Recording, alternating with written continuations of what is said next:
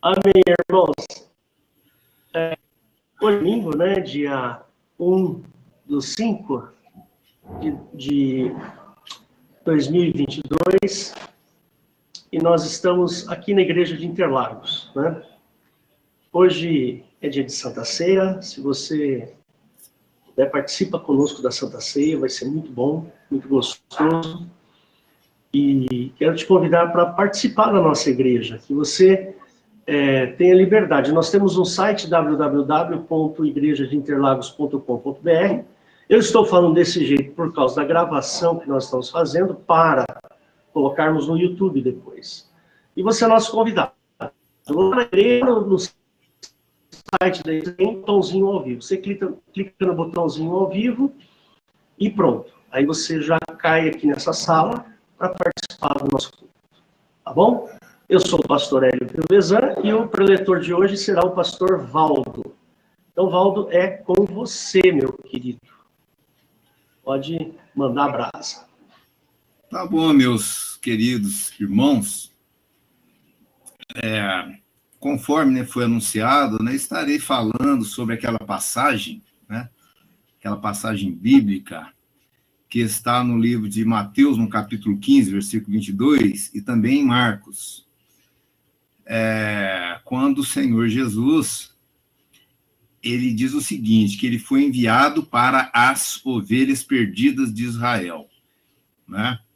Isso daí nos leva a crer no seguinte fato, é que Jesus Cristo, ele era o Messias, o Messias exclusivo aí dos judeus, do povo judeu, e que ele tinha como propósito salvar o povo de Israel. Então, nós vamos estar falando nesta noite sobre o Messias. Então, conforme nós podemos ler aí em Mateus, no capítulo 15, de 22 em diante, que diz assim: E eis que uma mulher cananeia, que saíra daquelas cercânias, clamou dizendo: Senhor, filho de Davi, tem misericórdia de mim, que minha filha está miseravelmente endemoniada. Então, aí nós notamos o seguinte, que aquela mulher cananeia, aqui no caso, Mateus, ele fez questão de colocar que era uma mulher cananeia. Por que uma mulher cananeia? Era uma mulher que ela sofria de uma certa discriminação do povo judeu, E ela estava ali, ela acreditava que Jesus Cristo tinha poder de tirar demônio, veja bem, tirar o demônio da filha dela. Então, era uma mulher que ouvia falar do Senhor Jesus Cristo, e esta mulher, ela acreditava, que Jesus tinha o poder de trazer esta cura. Imaginem bem o sofrimento que essa mulher, não passava com a filha naquela situação. E ela tinha toda a convicção que era um caso de possessão demoníaca. E ela chegou até Jesus, reconhecendo, chamando Jesus de filho de Davi, reconhecendo que Jesus Cristo era aquele aclamado, pelos os profetas, que viria em nome de Davi, como podemos entender como Messias, aquele que haveria de redimir o povo de Israel, que estava sob o domínio, no caso, desta vez, sob o domínio sob o domínio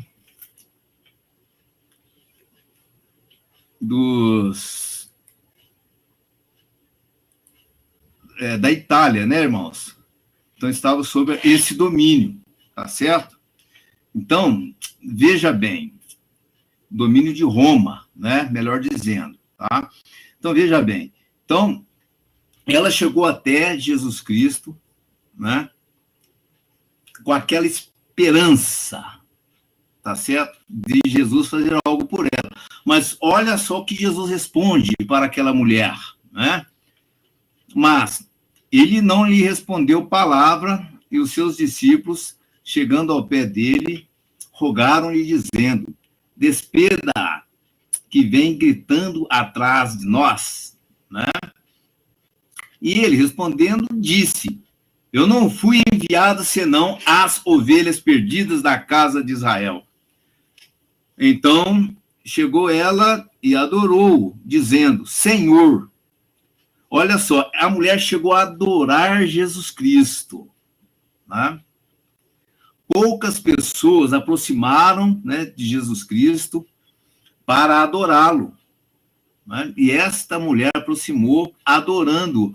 E Jesus Cristo deixou muito claro aqui que ele não tinha nada a ver com ela. E o Senhor respondeu o seguinte: ele, porém, respondendo, disse: não é bom pegar no pão dos filhos e deitá-lo aos cachorrinhos. Ou seja, olha só, Jesus, ele considerou, tá certo, o povo de judeu, né, como um povo escolhido. Ele veio com esse propósito de trazer uma salvação a este povo, né, trazendo uma discriminação com relação aos outros povos, chamando, inclusive, de cães esses povos, né? Então, quando você olha, no caso, no grego, né, lá no léxico grego, nós notamos o seguinte: a palavra cão aí é kuon. Ela tem dois sentidos. Tem o sentido de cachorro, né, como sendo um animal, assim como nós também, né, usamos a palavra cão muitas das vezes para ofender alguém. Da mesma forma, isso acontecia na época de Jesus. Essa palavra também, ela tinha um significado de pessoa de mente impura, né? A palavra kuon era usada também como uma palavra, de uma certa forma, ofensiva, né? Pessoa de mente impura, pessoa impudente. Isso é que nós encontramos lá. E olhando no dicionário, impudente tem um significado de devasso, de corrupto, mal-criado, inconveniente. Ou seja, Senhor Jesus Cristo, né, ele deixou claro que ele veio para os judeus. E em Mateus 15, 27, diz o seguinte: e ela disse: sim, Senhor, mas também os cachorrinhos comem das migalhas que caem da mesa dos seus senhores. Então, a mulher, veja bem, ela tinha consciência, né, de que o povo judeu era um povo separado, né? Então, ela tinha esse pleno conhecimento do judaísmo, né, a ponto de reconhecer que eles são um povo considerado, vamos dizer assim, né, uma casta, né, considerado pelos judeus inferior. Né? Então respondeu Jesus, disse-lhe: ó mulher, grande é a tua fé, seja isso feito para contigo como tu desejas. E desde aquela hora, a sua filha ficou sã. Então, veja bem, então aqui Mateus, ele teve essa compreensão, né, de que Jesus Cristo, ele era o Messias, ele era uma personagem, né, exclusiva, né, que veio para o Messias do povo de Israel, aquele Messias prometido nas Escrituras, que haveria de vir redimir o povo de Israel. Quando nós olhamos nesta mesma passagem no livro de Marcos, que está em Marcos, no capítulo 7, versículo 24, o Marcos, ele já amplia um pouco este entendimento, né? Nós podemos estar aí acompanhando, no caso aí é Marcos, no capítulo 7, versículo 24, né? Então, irmãos, veja bem, levantando-se dali, foi para os termos de Tiro e Sidom, e entrando numa casa, não queria que alguém o soubesse, mas não pôde esconder-se, porque uma mulher cuja filha tinha um espírito imundo ouvindo falar dele, foi e lançou-se aos seus pés. E essa mulher era grega. Então, aqui revela um pouco mais sobre a mulher, né? Cirofenícia de nação. Ou seja, ela era uma gentil, né? Então, veja bem, essa mulher, para o povo judeu, era uma mulher que não tinha condição nenhuma de ser uma mulher ali salva, resgatada, né, por algum tipo de Messias, né? Então, e rogava-lhe que expulsasse de sua filha o demônio. Mas Jesus disse-lhe: deixa primeiro saciar os filhos, porque não convém tomar o pão dos filhos e lançá-lo aos cachorrinhos. Então, aqui o Senhor Jesus, ele já disse o seguinte, ele já trouxe aqui uma revelação. Interessante que Marcos, ele se atentou por isso daí, né? Marcos, segundo nós conhecemos, né, pela história do Evangelho, Marcos, ele foi um discípulo de Pedro, né? Então, provavelmente, ele ouviu isso daqui de Pedro, que ele relatou, no caso aqui, no Evangelho. Então, que ele veio primeiro a saciar os filhos. Então, tinha o povo de Israel, um povo que primeiro ele ia atuar e saciar os israelitas. Tá certo? Então, irmãos, veja bem. Então, Jesus Cristo, ele, né, entendiam que ele era o Messias. Tanto é que Jesus Cristo, lá do hebraico, Yeshua HaMashiach, né? Mashiach tem um significado de Messias, né? E foi traduzido para o grego como Cristo. Então, Jesus Cristo. Então, Jesus era conhecido como Jesus Cristo. Na época de Jesus, existiam, né, vários Jesuses, tá? Então, Jesus era um nome comum. Então, eles diferenciavam Jesus como Jesus de Nazaré, né? Ou como o Galileu, e aqueles que o acompanhavam como Jesus Cristo, porque eles tinham a convicção que Jesus era o Messias, o enviado de Israel para salvar, né, o povo judeu, tá certo? Então, veja bem, qual que era a função do Messias para os judeus, né? Quando falavam em Messias, o que o judeu imaginava de um Messias? Ele imaginava aquilo que foi profetizado a respeito dele. Tá certo? Então, primeiro ponto, eles acreditavam que esse Messias viria alguém enviado, né, para restaurar o reino de Israel. Primeiro ponto, o Messias, ele viria para restaurar, né, o reino de Israel. Segundo ponto, o Messias, ele ia ser um líder não apenas do povo de Israel, tá? Ele seria um líder que ia reger as nações, tá? Ele ia... Primeiro, Israel estava em condição de cativo. Israel sempre foi cativo, né? Pelos assírios, pelos babilônios, agora, no final aqui, pelos romanos, né? Então, o Messias é aquele que ia restaurar o reino de Israel, e não apenas isto, ia colocar Israel na condição da maior potência, né? E Israel ia ser um reino, tá? Ia ser um reino que ia dominar as outras nações, tá certo? Então, esse era o Messias esperado. Por quê? Porque eles basearam nas palavras bíblicas, né, que dizia o seguinte, que o Messias, ele viria à semelhança de Davi, tá certo? E também ele viria à semelhança de Moisés, né? Então, tem uns textos que eu acho que é oportuno nós estarmos lendo esses textos, no Salmo 2, no capítulo 1, de 9 em diante, né? Então, vamos lá.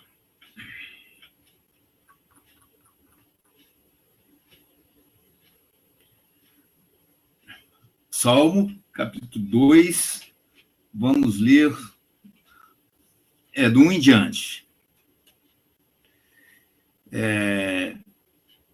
Porque se amotinam os gentios e os povos imaginam coisas vãs, os reis da terra se levantam e os governos consultam juntamente contra o Senhor e contra o seu ungido, dizendo, ungido aqui, irmão, é Messias, tá? Ungido, a palavra Yeshua, Mahashia, Shia, significa ungido, tá certo? Então, quer dizer que o Senhor, né, contra o seu Messias. Aqui o pastor Hélio, ele está trazendo aqui do léxico do grego, né? Então, ele tem essa enumeração aí, tá? Então, dizendo, rompamos... Valdo, só um minutinho. Então, vocês aí não vão enxergar, mas aqui, na gravação, a gente consegue, as pessoas que estão vendo a gravação vão conseguir ver ali uma Shia, significa anointed, em inglês, ungido. Usualmente, é uma pessoa importante, um rei, um pastor ou um santo, especialmente o Messias, ou ungido Messias, tá? Tá ok, muito obrigado, pastor Hélio.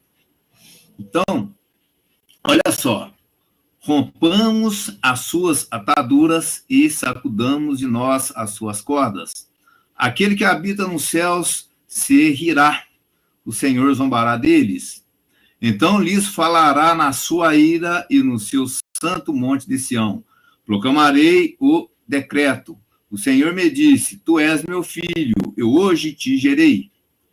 Pede-me e eu te darei os gentios por herança e os fins da terra por tua possessão. Né? Tu os esmigalharás com uma vara de ferro, tu os despedaçarás como um vaso de oleiro. Né? Então, ou seja, então, o Messias esperado era esse Messias que ia reger as nações, né? Dentro dos padrões daquela época, né? Ou seja, aqueles que dominavam, eles regiam com braço forte e firme, né? Com varas de ferro. Então, eles esperavam o Messias nestas características, né? Então, ou seja, que o Messias, ele viria, ele sentaria no trono de Davi. Isso daí no livro de Lucas. Vamos lá, Lucas, no capítulo 1, versículo 31. Eu vou citando alguns versículos, irmãos, agora no começo, porque é fundamental para que nós possamos, né, entender bem aquilo que o Senhor veio a nos trazer nesta noite. Lucas, no capítulo 1, do versículo 31, em diante, diz assim, ó, eis que em teu ventre conceberá e dará à luz um filho, e pôr-lhe-ás o nome Jesus. Isso daqui é a anunciação, né? Essa aqui, essa passagem, irmãos, é aquela passagem quando o anjo apareceu para Maria, né? Esse anjo, ele veio a passar para ela, né, a situação que ela ia viver dali em diante, né? Que seria mãe de Jesus. Então, ele disse isso daqui, tá? No Lucas 1:32 diz assim, ó, este será grande e será chamado Filho do Altíssimo, e o Senhor Deus lhe dará o trono de Davi, seu pai, e reinará eternamente na casa de Jacó, e o seu reino não terá fim. Então, veja bem, aqui veio apresentar, né, aquele que ocuparia o lugar de Davi, tá certo? E o que eu achei interessante é que o anjo, ele trouxe uma certa revelação também para Maria, que esse reino, ele seria eterno, né? Seria um reino eterno. Então, o povo, eles esperavam realmente um Messias guerreiro, né? Uma característica muito marcante de Davi é aquela que fala lá em 1 Samuel 18:7. Também vamos, irmãos, vamos acompanhar esse versículo. É uma característica marcante de Davi, inclusive, isso daí trouxe uma certa revolta em Saul, que era o rei da ocasião, né? Foi o primeiro rei de Israel. Então, eles acreditavam que o Messias teria estas características de Davi. 1 Samuel, no capítulo 18, no versículo 7. Irmão, 18:7. Veja bem. E as mulheres, dançando e cantando, se respondiam umas às outras, dizendo: Saul feriu os seus milhares, porém Davi os seus 10 milhares. Então Saul se indignou muito. E aquela palavra pareceu mal aos seus olhos e disse: 10 milhares deram a Davi, e a mim somente milhares. Na verdade, que lhe falta senão só o reino. Né? Então, irmãos, esta era a visão, vamos dizer assim, que eles tinham de quem seria, né, o Messias. Esse era o entendimento que, através da Bíblia, né, na Bíblia da época, no caso, o Velho Testamento, né, o que eles liam nos profetas, era que o Messias viria à semelhança de Davi. Então, Davi era um guerreiro, e Davi era um guerreiro sanguinário, né? Então, essas seriam as características de Jesus Cristo, o Messias, né? Um homem valente, tá certo? Um homem guerreiro, um homem que veio trazer salvação ao povo de Israel. E também, eles tinham o Messias como um semelhante a Moisés, né? Porque Moisés, ele falou que viria um semelhante a ele, né? E este também, que viria semelhante a ele, seria o que? Um profeta, tá certo? E eles imaginavam também que seria um semelhante a Moisés, né? Que teria aquela rigidez com relação às leis e também era guerreiro. Moisés, Davi iria reger, né, com espadas de ferro as nações. E Moisés, ele libertou o povo também, quer dizer, Davi com a vara de ferro. E Moisés também libertou o povo com uma vara, né? Aquela mesma vara que ele pegou, jogou no chão, e ali apareceu uma serpente.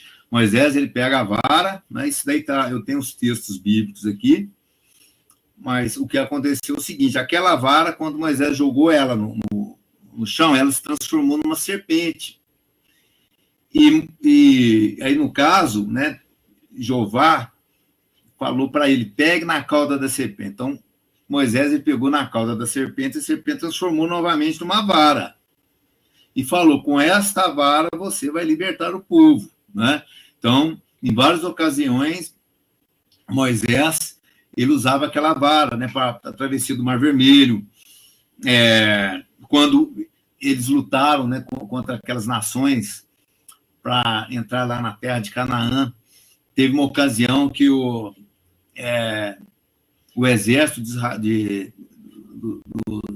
dos hebreus, né, estava um exército bem menor que o outro, então Moisés, ele tinha que sustentar aquela vara no alto, e quando ele sustentava a vara no alto, o povo estava vencendo a guerra, mas só que chegava no ponto que ele não aguentava mais levantar a vara, né, porque ficou muito tempo segurando aquilo ali, tanto é que ele teve que apoiar numa pedra para conseguir segurar aquela vara, e aquela vara, ela trazia um poder, né, para o povo, e o povo conseguia conquistar. Então, através daquela vara, curioso que seja, aquela vara, ela tinha transformado numa serpente, né? Então, o povo judeu, eles esperavam isso de Jesus Cristo, né? Por isso que o João Batista, ele se confundiu com isso daí. Tanto é que ele mandou alguns de seus discípulos para perguntar para Jesus, né? Se ele era aquele que haveria de vir ou se eles deveriam esperar outro. Por quê? Porque eles não estavam enxergando em Jesus Cristo o Messias tão esperado. Tanto é que hoje os judeus, eles continuam esperando o Messias, né? Eles não aceitaram Jesus Cristo como o Messias, né? E Jesus Cristo, ele deixou claro que ele veio como Messias, né? Foi o primeiro texto que nós lemos lá, que ele veio para o quê? Para as ovelhas de Israel, né? Então, ele veio para salvar essas ovelhas. Então, veja bem, e o que eu acho, assim, o que a palavra nos mostra, né, que eu acho bem, assim, interessante, aquela parte que ele fala assim, pede eu te darei os gentios por herança. Tem uma outra tradução que fala, eu te darei as nações por herança, né? Então, isso daí está bem ligado realmente com o Messias prometido, aquele que receberia as nações nas tuas mãos. E ele ia reger essas nações, ia governar, né? Com vara de ferro, conforme eu disse, e ele seria senhor deste mundo, né?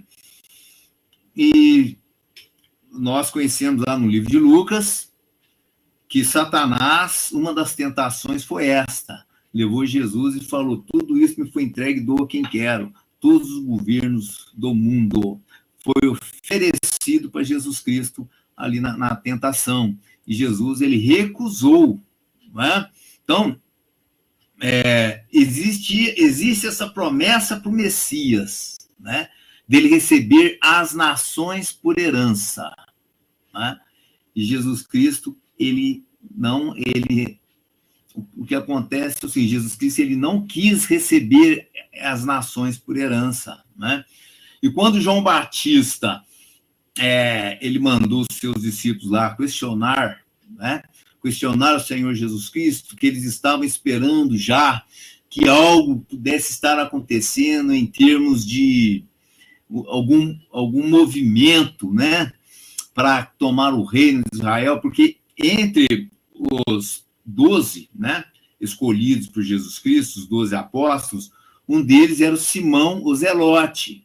E Zelote era um grupo de pessoas da época que já estavam ali trabalhando, né, formando ali uma maneira de conseguirem dominar, né, tomar o domínio, né, ali naquela época, eram os zelotes, né? Eles já estavam ali manifestando, né, formando um certo motim para tentar tomar o reino de Israel. Então, um deles era o zelote. Então, quando esse que era zelote entrou, foi contado entre os 12, né, entendo eu, conjecturando agora, que João Batista deve ter pensado, ela já entrou esse Simão, e esse daí ele já tem trabalhado, né? Ele faz parte desse grupo de pessoas conhecido como Zelote. Então, interessante, irmãos, que Jesus Cristo, ele fazendo a obra ali, né? A obra pelo qual ele foi chamado, que era revelar para a humanidade, né? A verdade, porque ele veio para trazer a verdade, porque até então, em João, no capítulo 1, versículo 17, diz que a lei foi dada por Moisés, mas a graça e a verdade vieram por Jesus Cristo. Então, isso daí ficou muito claro, que Jesus Cristo, ele veio trazer algo desconhecido até então, né, para a humanidade. Então, o que João Batista estava querendo dizer ali é o seguinte, que Jesus Cristo, ele estava falhando como Messias, né? Então, Jesus Cristo, quando ele foi lá, ele atendeu a necessidade daquela cananeia, né? Ele atendeu a necessidade dela, curando, né, livrando a sua filha ali daquele problema. Ele falhou com o Messias de Israel, porque não era para o Messias agir daquela forma com relação aos povos estranhos, né, aos povos, né, aos gentios. Mas Jesus Cristo, ele operava, né? Ele agia, ele curava no sábado. Como que pode o Messias, né, fazer isto, contrariar tanto as leis, né? As leis. Então, Jesus, ele usava muito, ele veio, então, eles ficavam confundidos com relação a Jesus Cristo. Então, por quê, irmãos? Porque Jesus Cristo, ele disse o seguinte: é chegado o reino de Deus. Então, ele veio deixar claro que ele não veio, né, para governar este mundo. Ele não veio, ele veio para ser o Messias de Israel, né? Então, ele atuou de uma forma tal, irmãos, que ele recusou este governo que viria para o Messias de Israel, né? Então isso trouxe realmente uma certa confusão, né, aos judeus, né? Tanto é que quando Jesus ele foi crucificado, quando ele estava passando por aquele sofrimento todo, os seus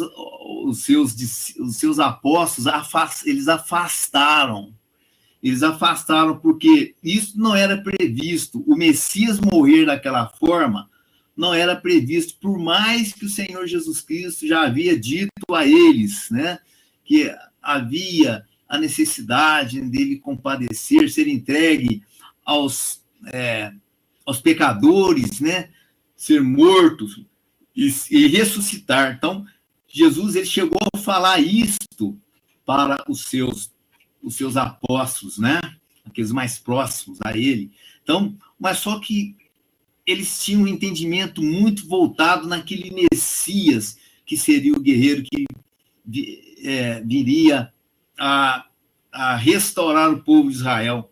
Tanto é que eles demoraram um certo tempo, né, a reconhecer que a salvação também estava disponível para o Messias.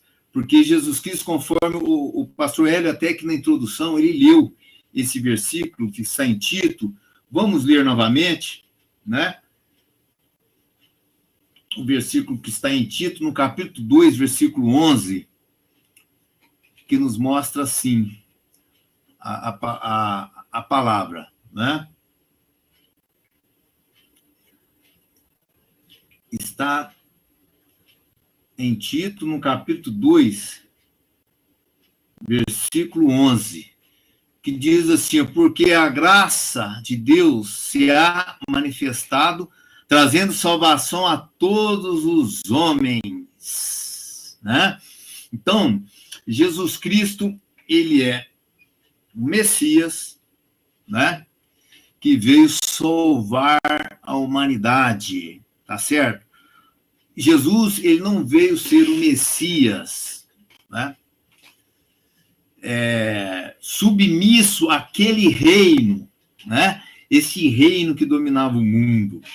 Nós sabemos que atrás do reino que domina o mundo existe um reino de ordem também espiritual, né? São seres espirituais que governam. E quando Jesus morreu na cruz, é o que nós lemos lá no livro de Colossenses, Colossenses, no capítulo 2, versículo 14, que diz assim: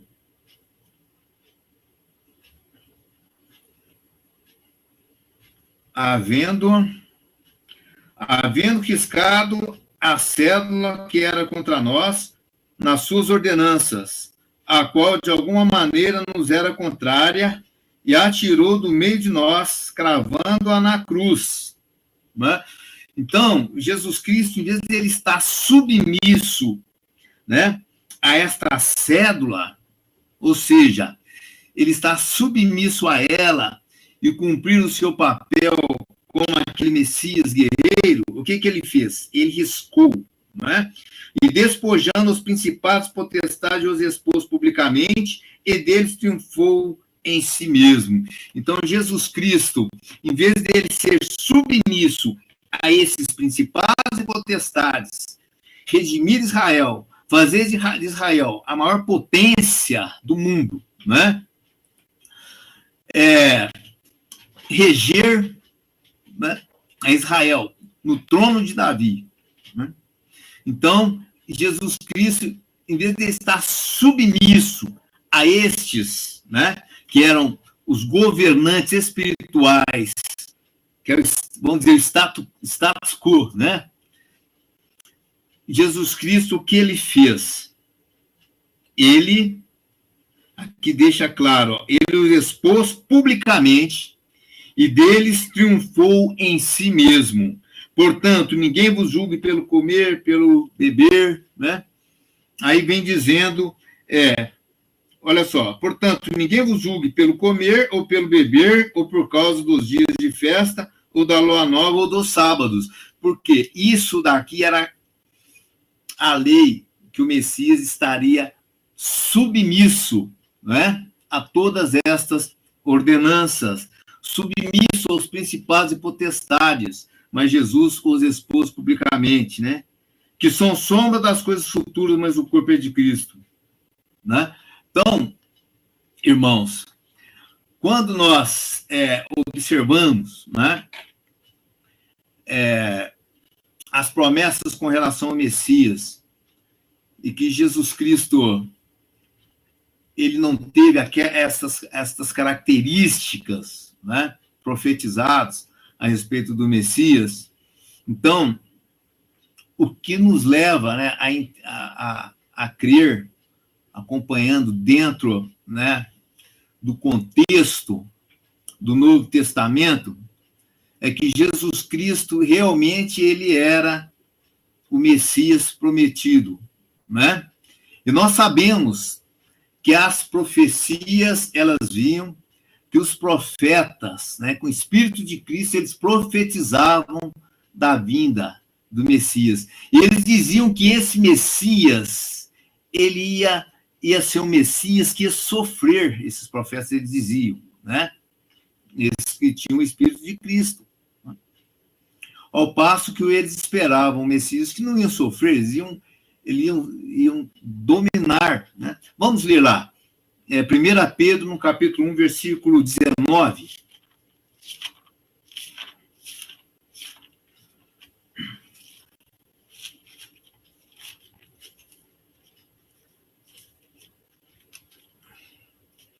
Primeira Pedro, capítulo 1, versículo 11. Versículo 11. Né? Vamos ler do 9 em diante, tá? 1 Pedro, capítulo 1, do 9 em diante, que diz assim, ó: alcançando o fim da vossa fé, a salvação das vossas almas, da qual salvação inquiriram e trataram diligentemente os profetas que profetizavam da graça que vos foi dada. Indagando que tempo, que ocasião de tempo, o Espírito de Cristo, que estava neles, indicava anteriormente, testificando os sofrimentos que a Cristo haviam de vir e a glória que se lhes havia de seguir. Né? Então, eles falaram, esses daí profetizavam, né, de um determinado Messias, que ele foi proposto para ele um sofrimento, ou seja, que na verdade ele não estaria sentando, né, daquela forma esperada para reger as nações com vara de ferro, mas sim ele viria, entregaria, né, a sua vida, tá? Por amor e por salvação, né? Por nossa salvação. Então, irmãos, o que nós podemos entender com tudo isso? Nós podemos entender que Jesus Cristo, ele fracassou como Messias, né? Lá dos judeus. E ele triunfou como Messias do Pai, né? Porque o plano do Pai, qual que era? Porque Deus amou o mundo de tal maneira que deu seu único filho para todo aquele que nele crê não pereça, né? Essa palavra pereça pode ser traduzida como também extinção, não seja extinto, mas tenha vida eterna. Então, nós podemos perceber claramente, né, esta diferença que existe entre as promessas do Messias do Novo Testamento e o Messias revelado no Velho Testamento, né? E o Messias revelado no Novo Testamento, né? Quando ali Jesus estava na cruz, né? Ele, nos momentos ali finais, né? Que ele estava ali na cruz, ele chegou a, sabe, a ser abandonado, desprezado, inclusive de uma forma espiritual. Quando ele disse assim, Eli, Eli, lama sabachthani, né? Isso daí é uma frase do hebraico que significa Deus meu, por que me desamparaste? Né? Então, Jesus, ele estava ali porque ele realmente foi recusado também, né? Como aquele que faria de Israel a maior nação, né? Que regeria as nações, que seria um líder, né?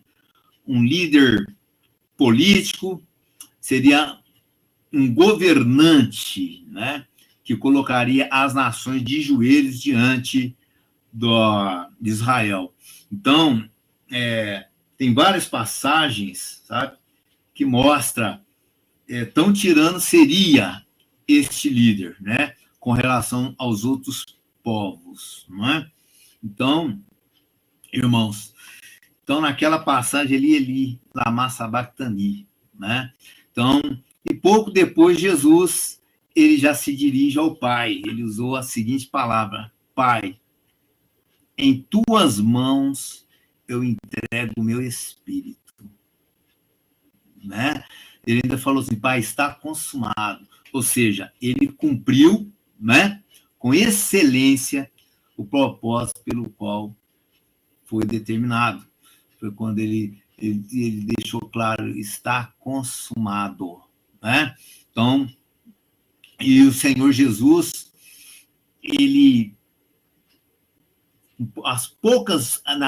a última força que ele teve, né, foi para dizer duas coisas que provavelmente ele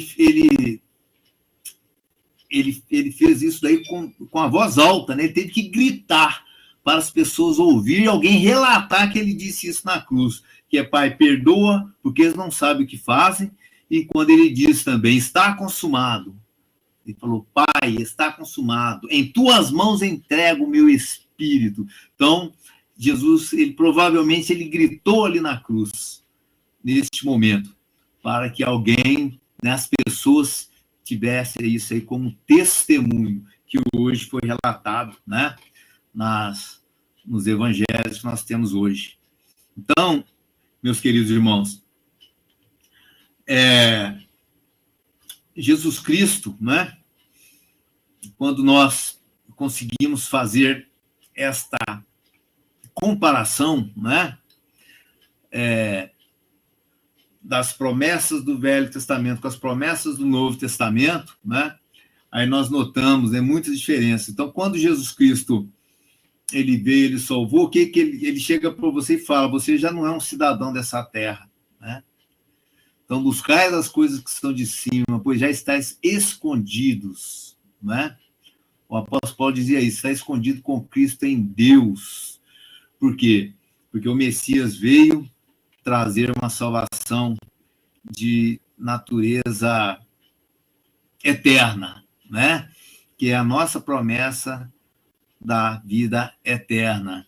Então, quando ele estava ali diante de Pôncio Pilatos, quando Pilatos perguntou se ele era rei, falou, para isso eu vim. Realmente ele veio, mas ele recusou ser rei deste mundo. Ele falou, porque o meu reino não é daqui. Se fosse, enviaria milhares dos meus anjos e combateriam a meu favor. Então Jesus, se ele aceitasse, né, ser aquele Messias, ele faria isso daí, né? Ele não jamais seria pego. Então, jamais aconteceria aquilo com ele. Pelo contrário, ele ia reger através de milagres, né? Aqueles milagres que aconteciam lá com Moisés, as pragas do Egito, tudo aquilo ia acontecer contra os romanos, né?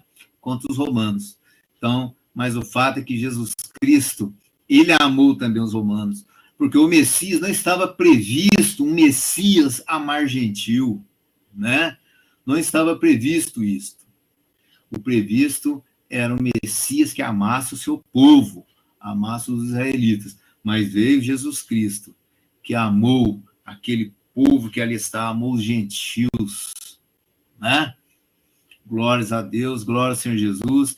Então, queridos irmãos, vamos nos colocar agora, né, diante do Senhor Jesus Cristo, esta mensagem para que você possa, né, atentar e sempre você está tendo, né, o conhecimento e a interpretação, né, da Bíblia voltada no contexto, né, de Jesus Cristo, no contexto do Deus de amor que ele veio apresentar para a humanidade, que nos amou, né, sendo nós ainda pecadores, né, que tem nos amado, que nós podemos confiar plenamente nele, porque Jesus Cristo, ele é o nosso referencial. A nossa referência não é Davi, a nossa referência não é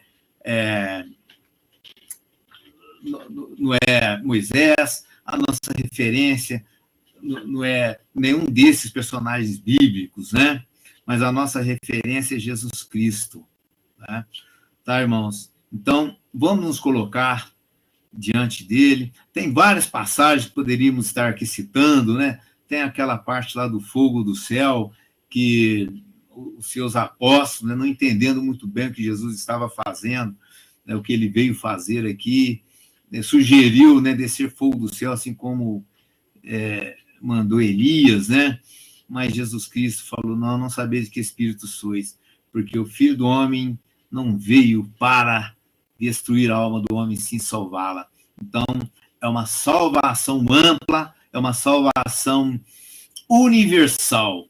Então, Jesus Cristo, ele salvou a todos, né? Então, e deu, né, a palavra da conciliação, a palavra na mão da igreja, para que esses que foram salvos por ele possam um dia estar com ele eternamente. Então, esta é a incumbência que nós temos como igreja, né, de irmos levar o evangelho a toda criatura, né, levar a todos, para que todos esses que Jesus derramou sangue e salvou, sem Jesus, ou conforme dizia aquele filósofo, né, o Mário Ferreira dos Santos, né, Jesus, ele não é a religião de uma nação, ele não é a religião, né, de uma determinada raça ou tribo, ele é a religião universal, a religião do homem, né? O homem, se não interessa de que país ele seja, né, de que etnia ele pertence, isso daí não interessa para Deus. Isto era muito valorizado, né, no Velho Testamento, inclusive seriam pontos de diferenças, né, existentes entre aqueles que seriam salvos pelo Messias e aqueles que não seriam. Então, não, Jesus Cristo, ele veio, nos amou de tal maneira que morreu na cruz no nosso lugar, para que hoje nós temos esta alegria de vivermos em tempo de graça, né? Nós estamos, irmãos, nós somos bem-aventurados, que Jesus disse, muitos dos profetas queriam ver o que vocês viram, e não viram. E ainda fala, né? Vocês viram e creram, bem-aventurados aqueles que não viram e creram, que é o nosso caso. Nós somos bem-aventurados, irmão, porque nós não estávamos ali vendo aqueles milagres de Jesus. Imagina você ali, Você já viu quando você assiste um culto que tem aquele pastor, né? Que tem aquela unção, né? Como você se sente ele ouvindo aquela pregação? Agora imagine o próprio Senhor Jesus, você ouvindo ele lá no Sermão da Montanha, você já imaginou, né?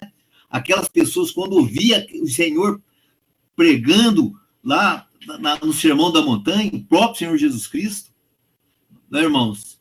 Então, glórias a Deus, nós somos felizes, bem-aventurados. Nós não vimos, nós cremos, né? E nós temos conhecido o tanto que ele é benigno, né, irmãos? Então, vamos fazer essa rápida oração. Se coloque agora diante de Jesus Cristo. A minha oração é que o poder dele esteja na sua vida, né? Que possa acrescentar, né, em fé, né? Que o poder do Espírito Santo se manifeste na sua vida. Amém? Senhor Jesus, eu agradeço ao Senhor por essa oportunidade maravilhosa que nós temos de estar aqui juntamente com os irmãos, levando a tua mensagem. Eu creio, Pai, no teu poder, eu creio que o Senhor está em cada casa, na casa de cada um que está ouvindo esta mensagem. A minha oração, Senhor, é que o Senhor visite a cada um, visite o coração de cada um, que a tua obra, que custou tão caro para o Pai, que o Senhor pagou o pior e o mais duro preço, e que hoje nós temos esta alegria de vivermos em tempo de graça, e que o teu poder, o teu perdão, as tuas bênçãos estejam na vida de cada um desses queridos irmãos que estão aqui ouvindo esta mensagem, porque a tua mensagem não é uma palavra persuasiva de conhecimento, uma filosofia humana, mas é a manifestação de vida e poder. Esta vida e poder se manifeste na vida dos queridos irmãos. Em nome do Senhor Jesus. Amém. Glórias a Deus. Senhor Jesus, abençoe os irmãos.